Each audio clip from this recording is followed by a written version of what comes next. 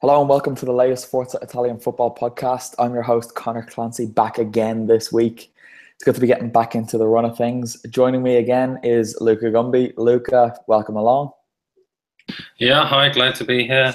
Good weekend of action in Serie A, and with latest news of North Korea launching missiles to cause international issues. I'm slightly curious as to how that might affect Perugia's Serie B campaign, as they've got two North Korean players. But just going off a tangent, yeah, happy to be here. Let's get going.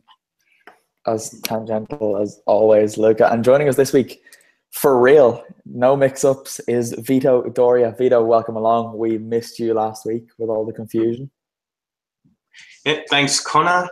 Yeah, I'm actually glad that I'm really here to speak to you guys, and yeah, be great to get the ball rolling for 2017-2018. Absolutely. It's good to have you back on, and given the two of you are on, we might get a little bit of Samp chat in later on. But why not? Kick things off, I was going to start with Juve, but given that Patrick Schick has just touched down in Rome ahead of a move to Roma, why not start at the capital? So we'll start with Schick. Guys, Luca, you wrote about Patrick Schick somewhere over the summer, if I remember correctly. We spoke about him a lot while you were over here. What can Roma fans expect? I think they can expect a lot from him. They've had Dzeko who's been scoring goals, but he's not necessarily always been their favourite player because he's quite limited. But Schick is a lot more of a all-round player. They could even play him with Dzeko, play him out on the wide, because even though he's a striker, his perhaps most notable ability is his dribbling. He can beat players, and the way he came through at Sampdoria, wasn't that much expected of him. He came in after a loan at Bohemians and he just exploded, coming off the bench, scoring almost every time he did, then becoming a really important player, and his value just skyrocketed. I think he's a great player to watch, and I personally think he'll do really well at Roma. He's not necessarily a player who can make a difference on his own, but he's just got this kind of real fun kind of character about him to watch. He takes men on, and he can cut back and shoot. He just finishes cleanly with his left foot. He's got an good all-round game. I think he's a real entertainer, and I think if I was a Roma fan, I'd be very excited to see him come in.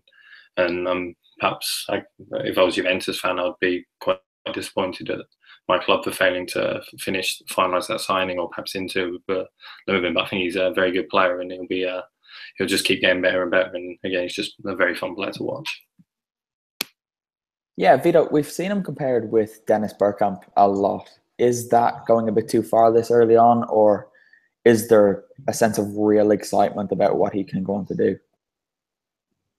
I reckon the excitement is genuine. In addition to the Bergkamp comparisons, he's been compared to Zlatan Ibrahimovic, and I've even compared him to Marco van Basten. And I'm still convinced that those type of comparisons are justified even at his young age. At Roma, I don't think he would take Dzeko's place right away, but in the long term, he could take his place. And also, he's a versatile and mobile player, so I wouldn't be surprised if Di Francesco puts him on a wing, and perhaps he could be like Manolo Gabbiadini was at Sampdoria, where Sinisa Mihajlovic started him as a right winger, although he was a centre forward. So with that mobility, and as Luca mentioned just before, he does have the dribbling ability. So to start from a wide position, then just move into a more central channel, I think he's got the technical skill and the football brain to get into the right positions and use the most of his skills. Yeah, it will be interesting to see him at Roma, because Eusebio Di Francesco is quite good with young up-and-coming talent, as we saw when he was at Sassuolo. And Roma need a replacement for Salah, and I know Schick isn't exactly that type of player at all, but he could play in the position vacated by Salah, who is now gone to Liverpool, of course. But if we're going to talk about their performance at the weekend, they weren't good. It really wasn't good from Roma. They went 1-0 up. Edin Dzeko scored a brilliant goal. But in truth, I think Inter were losing that more than Roma were winning it. Inter just didn't show up until quite late on. But then Roma just fell apart and Inter won 3-1. Vito, I'll stick with you for this. What happened to Roma in the second half there? It really was a case of Roma just not capitalising on the opportunities they created. Dzeko had opened the scoring, but there were times where they failed to convert their chances, such as Mangalan's daisy cutter from distance, where he hit the post. And then Perotti, he also hit the woodwork as well with a curling shot. And in another situation, El Shaarawy had chipped Handanovic, but one of the defenders, I think it was Miranda from memory, but one of the Inter defenders managed to clear the ball off the line. So it's another what if, but if they converted those chances, we would be talking about a totally different game. But it goes to show that you need to convert the chances, and Inter, especially if Mauro Icardi, he definitely knows how to score the goals, and he's a quality finisher, Icardi. So he's really proving his worth for the Nerazzurri there. Yeah, there are a few strikers out there in European football, never mind Italian football, that can do what Icardi does so regularly, so consistently on so few chances, really. He is excellent, as Nicholas Carroll would attest to if he was on with us now. But Luca, for the Ricardis and their João Marios and Borja Valeros and all the spending they've done in recent years, Yuto Nagatomo and Danilo D'Ambrosio still play for Inter. Why? What are they doing that different coaches keep selecting them? Because I really don't see it. Well, I think they will be on the way out now. The Inter have signed Dalbert and João Cancelo. I think even against Roma, you saw that with Nagatomo coming off. Dalbert made his debut, and then he got quite a few rave reviews for that. He added a lot more going forwards.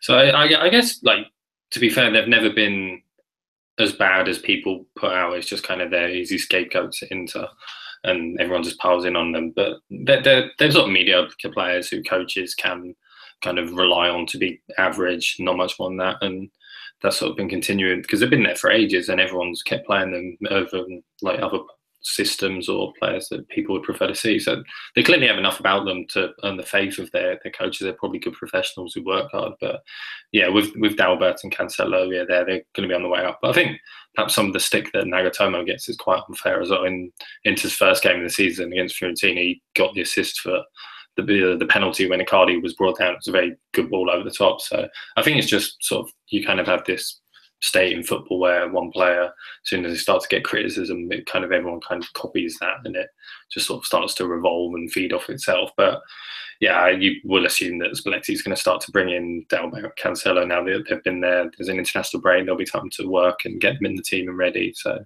it'll be a new Inter fullback, I think, when Serie A returns after many years of the same story. Yeah, that is a fair point about Nagatomo. It's one that I would largely agree with as well. He's not the most spectacular player by any means, but he is a worker, and he is kind of a top professional. If João Cancelo, I signed him a Football Manager a few years back. I was in Serie B with Atalanta, and I played like a 2-3-2-3 formation. He was the right wing back. He scored 15 goals, and so he's excellent. He's going to go on to big things from my experience in Football Manager with him anyway. We've touched on Schick, Roma, Inter. Yeah. Genoa, Juve then. Right. It's been said that Juventus are a bit weak this season. We've said it as well.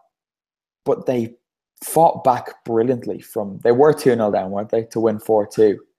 Paulo Dybala was incredible. But is it more of a positive that they managed to fight back, or more of a negative that they were 2-0 down to Genoa in the first place? Vito, you've got some feelings about Genoa, as listeners will remember from last season, so I'll come to you. I must admit that I'll play the devil's advocate and say I think it's a concern that Juventus were trailing 2-0 down. Although my feelings for Genoa are clear, I must admit they did get off to a good start, and Juric is someone who is a disciple of Gasperini, and you can tell with the 3-4-3 and the usage of the wings that they were dangerous for a while. So they were very lethal through the wings with Laxalt, Tarat, Pandev, and Lazovic. But for Juventus, I think it goes to show when you have a player like Dybala who can turn a game around, I think that's very important for them, because if someone like that can't help them out, a 2-0 lead, in Italy it's not so much a concern now, but if they have this problem in a big game, Juventus, especially in the Champions League, they might not be able to recover properly. And that's my concern, because we saw what happened in the Champions League final last season, And it goes to show if you can't crawl back from those deficits, you're going to be in huge trouble. Yeah, Luca, Paulo Dybala has been given the number 10 shirt at Juve. Big boots to fill, really. The comparisons are obvious with Baggio, Del Piero, even Pogba and Tevez more recently. But he's been impressive in recent years. But is this the season that could really define his time at Juventus, whether it goes on for another 5 years or whether it ends this coming summer? Is this the time where he really needs to step up and become that 10 that Juventus have been calling out for? Well, I think, yeah, there's certainly something in that. Just with the example of that game at Genoa, and what was just mentioned, in the idea that this was kind of a Juve team that we thought might be on its way back. They lost that game last season, so that could have been on their minds. They went down to sort of shell-shocked, and then Dybala, just this kind of star in the team, just emerged to just drag them by the scruff of the neck forward. And it's a bit hard at Juventus, really, in a way, to kind of like say what it is that they need now to kind of define themselves, because they've been so good for so long recently in Serie A that their kind of achievements in a way sort of worthless in a way because they're just expected. So you kind of like, unless Dybala is going to just score like a ridiculous amount of goals and be one of these kind of out strikers to the Capocannoniere, it's kind of hard to see what he can really do to get all this kind of praise. But even last year, he was kind of regarded as like, or at least outside of Italy, he was sort of seen as a kind of emerging player still. But even then at Juventus, he was still pretty much at the top of his game. And I think like, obviously the fact that he's changed his shirt number kind of gives a sort of added kind of glamour to him, and it puts a bit more pressure on him. But against Genoa, he was unplayable. It was just a really, really incredible performance just to really drag his team back into it after they'd not turned up in the first 10 minutes. But he was pretty much like as good as he's going to be last season, unless he's going to become like the best player in the world. I don't really see what more he can do. And then I don't know how he defines his time at Juventus other than winning the Champions League. So it's just, yeah, he either keeps on going at Juve or perhaps he moves to someone like Barcelona. But otherwise, he's already a brilliant player. I don't think he has anything left to prove. I do think there is that next step for him to take, because we saw against Barcelona last year what he's capable of. But then in the Champions League finally, it wasn't all that impressive. And I don't know, I think Paulo Dybala still has a little bit of developing to do. And like I said, he's already a brilliant player, so the future could be absolutely fantastic for him. Vito, Luca touched on it there, Juventus and their expectations for the season, really, because winning Serie A isn't enough for them anymore. And as we've said on here quite vocally, Napoli are very strong. They got a good win at the weekend again. What are you realistically expecting to do this year? And then what do you think they will deliver? Juve being Juve, I reckon they would probably expect to win as many trophies as possible. Whether winning the Champions League is a realistic proposition for them, that's a different story. For me, I reckon that reaching the quarterfinals, maybe the semi-finals, would be a more realistic target for them, because I'm still not overly convinced that they can go and win the tournament this time around. I reckon that last season was a golden opportunity that was missed. As for the Serie A campaign, I do feel that because of the greater focus on the Champions League, and also as well the way the Serie A clubs have built up over the summer, I do believe that Juventus will probably drop off the pace, and I reckon they'll finish third. I reckon Napoli and AC Milan, they're capable of finishing higher than Juve. Third is a big shout. I don't think they'll win it, but I wouldn't go quite as far as to finish third. I think Milan will have a few gelling problems throughout the course of the season, which you can't really blame them for, but who knows. We'll move on to Milan now. They beat Cagliari 2-1.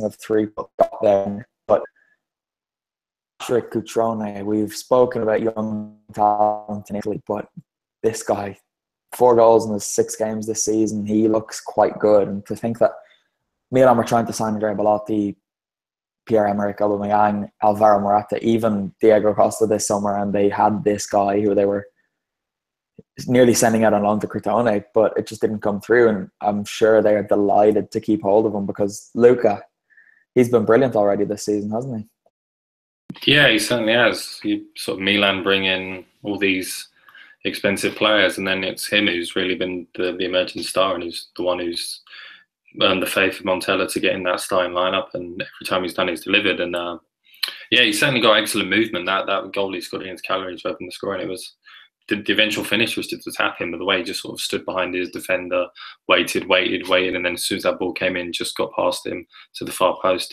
to apply the finish was very impressive.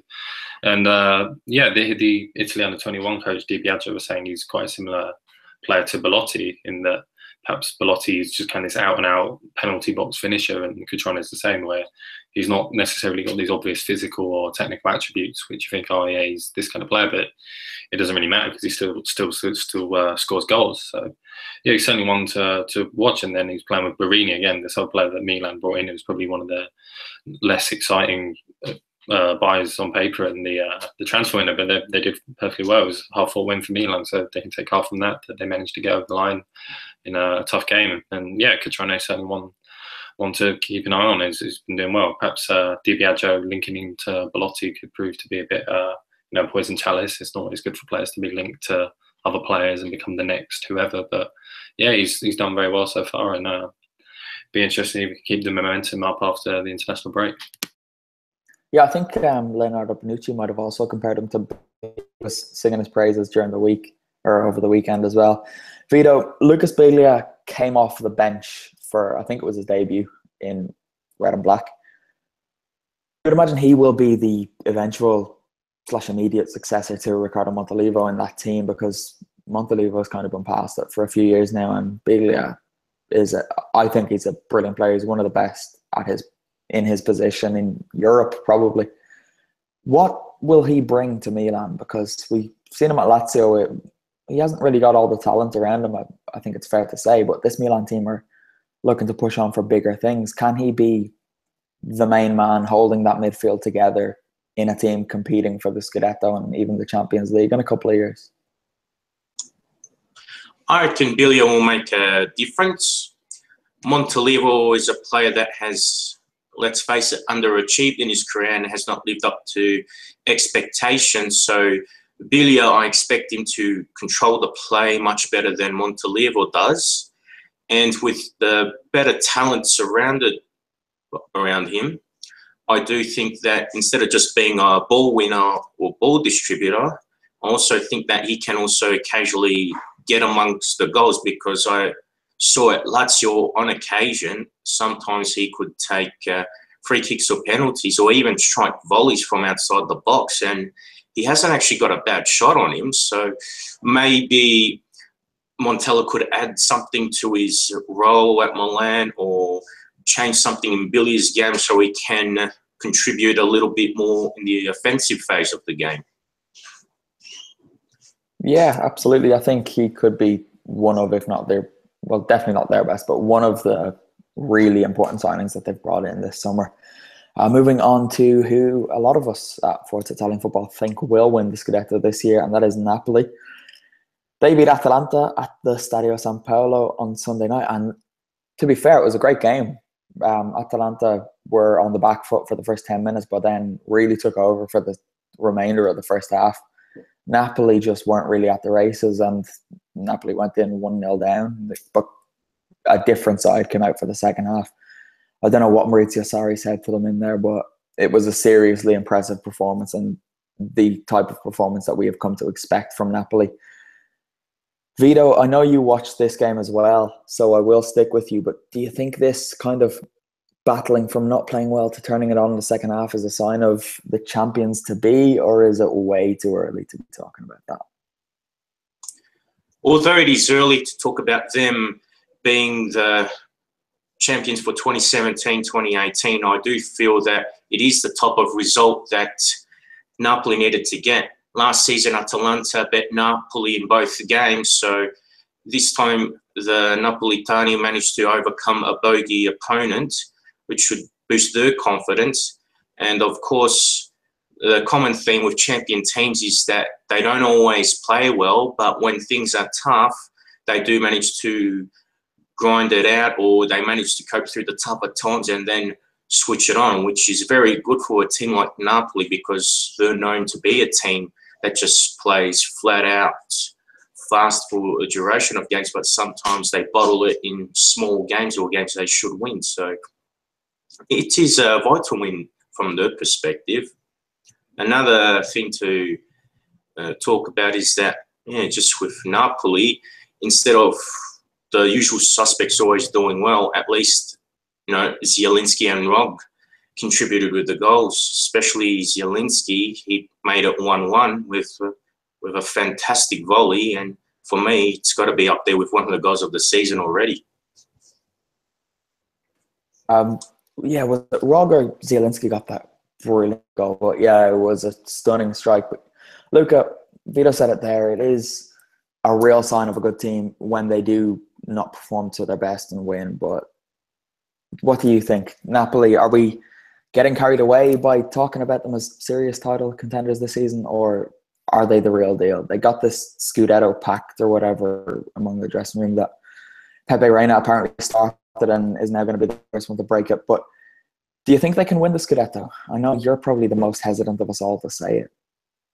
Yeah, I am wary of tagging them as the favourites, but I think if it's not Juve, it's Napoli at the moment. Like they do probably play the best football, perhaps even in Europe, when they really turn it on. And like with Juventus winning away at Genoa after struggling for them to do against Atalanta, it's the same thing as that thing that Vito said. It's that kind of famous mark of champions that you still win when you're not playing well. But then even at the end, when they did go ahead, they really turned it on. That goal for Rog with Mertens making a lovely little run off the ball and then that really cushioned pass for the finish. So yeah, I guess perhaps some of this stuff with Reina perhaps being off or perhaps staying, where it appeared like he was saying goodbye to the crowd, but then I think his wife said he's going to stay now on Instagram as we get the information these days. So perhaps that's a kind of distraction. But I think, like if it's not Juve, for me, it is Napoli. And you perhaps don't really expect them to make any kind of big signings between now and the end of the window. But I think that's okay. The way they perform as a team, it's a real kind of organic unit where they have like really good chemistry and they know what they're doing. So it'll be interesting to see how they go on. And Atalanta have been a bit of a bogey team for them in the past, especially away. So for them to beat them at this point in the season as well kind of could give them a bit of confidence. Yeah, absolutely. I think Napoli lost 3 games in Serie A last season. That could be wrong, and 2 of them were against Atalanta. So Atalanta have had the better of them in recent seasons, but that was a huge win, especially when they went 1-0 down. You just really couldn't see them coming back the way they were playing. Would Reina be that big of a loss? I don't really think he's all that good. He comes up with some spectacular saves every once in a while. Vito, I can see you shaking your head, so I'm going to come to you. But I think you might agree with me. I don't rate him that highly. He's always caught out. He seems to switch off every once in a while. He gets beaten at his near post a fair bit. Would they miss him that much? I don't think they will. On the basis of last season, I thought he conceded some rather soft goals, and I don't think his reflexes are probably as good as they used to be. So depending on who they replace him with, I think Napoli will be fine from that aspect. They just need someone who can actually, be dependable, be more alert, and like I said, on the basis of last season, Reina does not look like the goalkeeper that he used to be. I thought maybe the first season that he was there, he was a top signing, and even the first season he was there under Sarri's tutelage, he did well, but I don't think he's what Napoli needs if they want a goalkeeper to bail them out in key matches. Yeah, to be fair. Go ahead. I think I'd agree with you, even though I sort of flagged up as perhaps a kind of issue for them. Like Reina would perhaps be the obvious weak point in that team, but it's just I don't think they've really planned for him to leave at this point. So either they bring in a panic buy who they perhaps spend more money than they would like to, or I think it would be more likely they just wouldn't buy anyone and they promote someone that they've got now. So sort of technically, I don't think the Reina would necessarily be that big a loss, and I think they kind of do need to improve him sooner or later anyway. But I can't really see Napoli having everything in order to move on straight away without him, and I think he is also quite a big personality in that dressing room. So perhaps kind of leadership kind of qualities would be perhaps the most obvious thing that they would lose if he did leave this window. Yeah, I know they've been linked with, I think his name is Rulli from Real Sociedad, and they have been in talks with them all summer. So, but they say now, because it's so late on, and Real Sociedad won 40 million, that there's probably too much work to be done on both sides there to get that deal to go through this late on. But yeah, we'll move on now to, but just because you guys are here, really, Fiorentina 1, Sampdoria 2. Briefly, Vito, talk us through what happened here. Well, the good thing was that we managed to get the result, because I don't think we were as fluid or as technically expansive like we were against Benevento. I thought, although we tried against Benevento, we still played some excellent football, or what I would call Doria style. But this game in Florence, I thought at least we were good in the defensive phase and we took our chances. The good thing too was that Caprari, who was at Pescara last season, managed to get his first goal in a Serie A fixture. And he could have made it 3-0 just after half-time, but his chip went wide. So I think it's good that we actually get a point on the road, and 2 from 2. I don't think there's much to complain about. The only good thing is that maybe I would like a few more contributors on the score sheet, but otherwise, better to be, 2 from 2 than not to have the full quota of points. Vito, you don't need anyone else getting the score sheet when you've got Fabio Quagliarella in your ranks, because that man scores goals for fun, and it doesn't matter how old he is now. I don't care. He's still 23 at heart. But Vito, how is he doing it? Because he's been brilliant so far this season, and he was quite good last as well. I reckon it's just a confidence thing. The one moment, or actually the 2 moments that probably ruined his career, was he had the stalker problems at Napoli, and then at Juventus, he had a serious knee injury, and that impacted on his career. So now that he's back at Samp, at least he's getting his body right, he's staying fit, and he's not someone that really has to track back or anything. He's just got to play on against the last line of opposition defenders. So he's the type of player that can create something out of nothing too. So I reckon that's a big difference. And in a young team like this, I reckon his experience is rather handy. Yeah, with Luis Muriel going to Sevilla and Patrick Schick now leaving to Roma, his importance is going to just become so much more amplified in that team. Luca, you were terrified for this season for Sampdoria, I think it's fair to say. Were your fears a little bit misguided, or is the worst very much to come?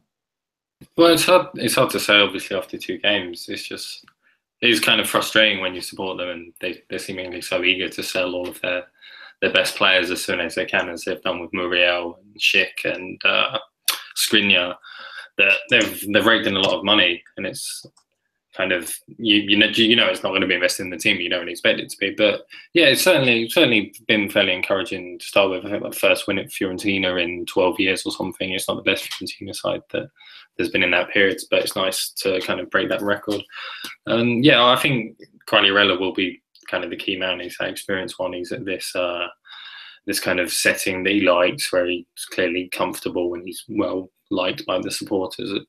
So yeah, and perhaps there's some players who can really push on this season, like Fryer, who was like very highly rated young Belgian player. He's been linked with the Premier League a bit recently, but he's still there for the moment. So he did fine in his first season. If he can really kick on, that'll be good. And again, Vito mentioned Caprari, so it was important for him to score. He's very good in Pescara last season when they struggled a lot. I thought perhaps Inter might give him a bit of a chance there, but he's 24, so he's kind of at this point now where he's not really young enough to be given a free pass, and I think Sampdoria could be the right environment for him to really prove that. But I think perhaps there could be a bit of a lack of depth in attack with Schick on Bonanzoli's now gone off on loan. So unless Quagliarella can really carry that team, or he gets injured, I think there might be perhaps a bit of a risk going on if there's any deficiencies away in attack.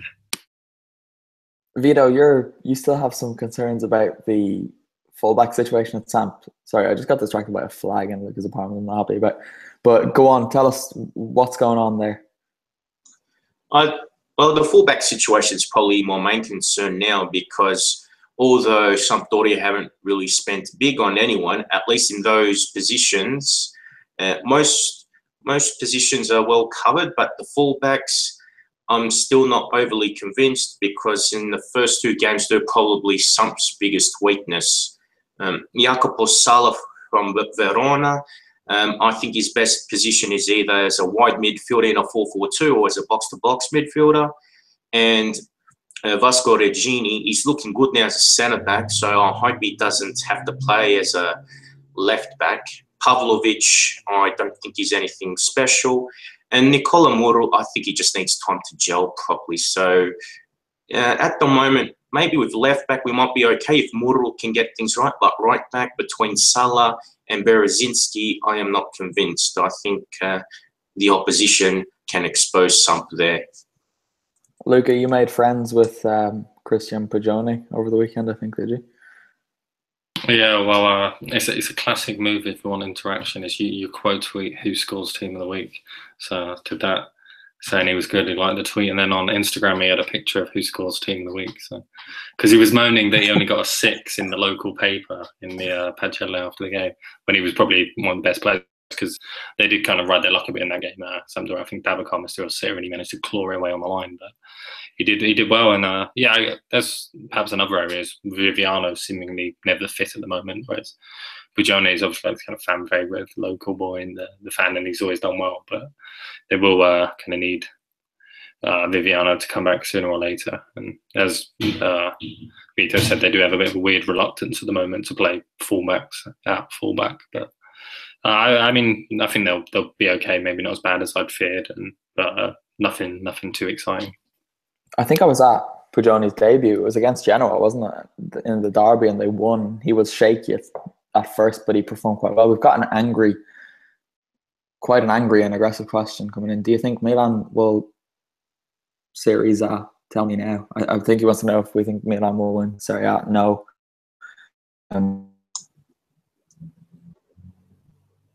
Quagliarella isn't the only veteran striker doing amazingly well in Serie A at the moment, because big Marco Borriello was hit again for another new club, SPAL. Vito, you watch this. Borriello is still bossing it, and SPAL look like they could have life. What do you think? Can they stay up this year? On paper, it's really hard to say if SPAL will stay up, but I think because of good recruiting and also how the coach Leonardo Semplici sets them up, I think that's where tactics prove to be vital. If he can get the whole team to gel properly like he did in Lega Pro and Serie B, they might fancy their chances. About Borriello, the funny thing is that last season in the Coppa Italia, Cagliari won 5-1 against SPAL and Borriello scored 4 goals. So I wonder if that was the time where SPAL said, yeah, if we're going to Serie A, we've got to get this guy. And he opened the scoring, so that's a big plus from their point of view. The man is amazing. He's going to hit at least 15 goals again this season. He got 16, I think it was, for Cagliari last season, and he did brilliantly at Atalanta the season before when he came in, after doing amazingly for Carpi this first 6 months of the season. But talking about young strikers now, Andrea Belotti got off the mark for Torino. They beat Sassuolo 3-0. Luca, what are Torino and Belotti's hopes for this season, really? I think Torino can actually hope for quite a lot, because we sort of they had a lot of optimism at this stage last season, but then the defence kind of wasn't really up to it. But then they managed to keep Belotti, which is a real achievement. And then they've been bringing in other players. I think Nkulu did very well against Sassuolo there. I think got an assist at some point, or he certainly caught the eye. And just to keep Belotti is just a real kind of sign of intent. Yeah, Joe Hart's no longer in goal. He was kind of this big name, probably sort of had this kind of impact on the atmosphere at the club, when then eventually turned out not to be as good as hoped. So and then is it Sirigu they've replaced him with? Or is that, no, have I made that up? Is he in goal for Torino now? Sirigu rings a bell. I don't actually know who's in goal for Torino. I found myself asking myself this at the weekend as well, because of course Padalia's rocked up at Inter remarkably. Luke, I presume you're looking up who Torino's goalkeeper is at the moment. I'll edit this bit out of the podcast before it goes up on iTunes, obviously, because dead air isn't good. Vito, Yeah, no, sorry, it is Serie A, but yeah, I think Good sign. Belotti perhaps won't hit the heights of last season, even though he's still a great player. But just for him to kind of keep at that real top level, and he can really help drag Torino forwards, and it would just kind of be sort of about stabilizing for him now and just sort of not kind of regressing. But I don't see any reason why that would happen. Right, it's international break now. We're not going to talk about it too much. Might do a podcast in the week talking about that. Italy play a huge game against Spain on Saturday at the Bernabeu as well, so that's not going to be easy. A must-win game, really. But Vito, I think I have the solution for Italy. If they want to beat Spain, just call up Fabio Quagliarella and Marco Barriello, and that's job done, right? Oh, it would be great to see a Sampdoria striker back in the Azzurri. It'd be great, yeah, at least for my own personal interests. Well, realistically, the only long-term option for Italy, if they're going to get a sub player, is Caprari if he manages to become a prolific striker. Whereas, I think realistically, Quagliarella's had his time. Now, for me, I reckon to beat Spain, they might have to go with the 3-5-2 and shelve the 4-2-4 formation for a bit, because that formation in the last 5 or 6 years seems to serve Italy well when playing against the Spaniards. Yeah, Spain don't like it at all, do they? There was the Euro 2012 final when they smashed them, but Italy always frustrates Spain. We saw them, Italy kind of took them apart in the Euros last year, really. But yeah, I'm quietly optimistic because it's always against these big teams that they're not expected to beat that Italy really show up and do a job, isn't it? So who knows? They might get it done. Luca, someone want to jump in before we wrap things up? Any other business to add? VAR. Let's go over VAR again. We're not going over VAR again, because if we start doing that, we're going to be talking about VAR every other week. And someone gave out to us during the week, but it broke the hearts of the Benevento fans who had the stadium announcer giving them the goal celebration, the 90th minute equaliser, first point in Serie A. Then the computer said, "No, lads, you can't have it." That's heartbreaking. Was the decision right? Yeah, I think so, yeah. But then Roma had one where it never got reviewed when they probably should have had a penalty. So who knows? Yeah, and the referee in the Napoli-Atalanta game did not know what he was doing. At one point, he signalled to go to the VAR thing. And then Jose Callahan started shouting at him because the decision was over, like a throw-in. And then the referee just waves it away, and he was a disaster. I can't remember who it was. It might have been Luca Banti, but who knows? All right, guys, if that's it, then that is it. Listeners, viewers, wherever you're watching, listening to this, if you like our stuff, subscribe to us on iTunes and Acast. If you really, really like our stuff, you can head to patreon.com/Forza Italian Football and donate as little or as much as you possibly can afford, and we will love you forever. You get priority with questions and a few different extra rewards. You can check those out over on patreon.com/Forza Italian Football. There's a beautiful Roberto Baggio mug up for grabs, and stickers and pens and other things like that. It's excellent. We're excellent, and you should love us as much as we love you. You can get us on Twitter at Serie A FFC, Facebook and Instagram at Forza Italian Football, YouTube. Some of you who are watching this will obviously know, listeners might not. I think it's just youtube.com/Forza Italian Football. Just search it and you'll find us. I'm on Twitter at ConJClancy. Still getting used to that. I don't like it. Vito, where can they find you on Twitter? Well, on Twitter, my handle is at Vito C. Doria. Perfect. And Luca? At Gunby. Excellent. I love making you say your Twitter username. You always get a little bit uncomfortable. But I'll do that again next week. And until then, there's nothing else for me to say other than ciao for now.